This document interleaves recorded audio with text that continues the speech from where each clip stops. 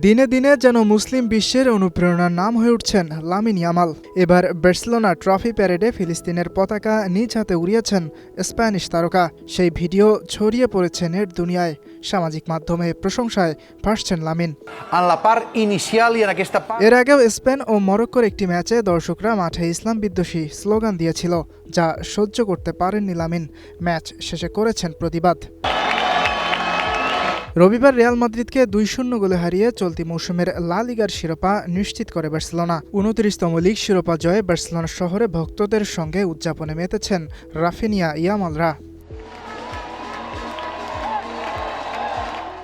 Spanish সংবাদ মাধ্যমগুলোর তথ্য মতে শিরোপা উৎসবে প্রায় 7,50,000-এর বেশি মানুষ অংশ নিয়েছে। ছাদখোলা বাসে করে বার্সেলোনার বিভিন্ন সড়ক প্রদক্ষিণ করে ফুটবলাররা।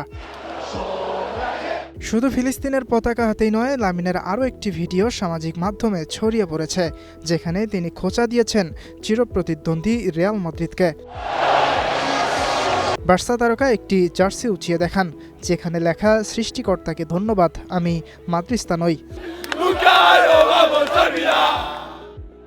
চলতি মৌসুমে লা লিগায় 28 ম্যাচ খেলেছেন লামিন, করেছেন 16 গোল, অ্যাসিস্ট আছে 12টি।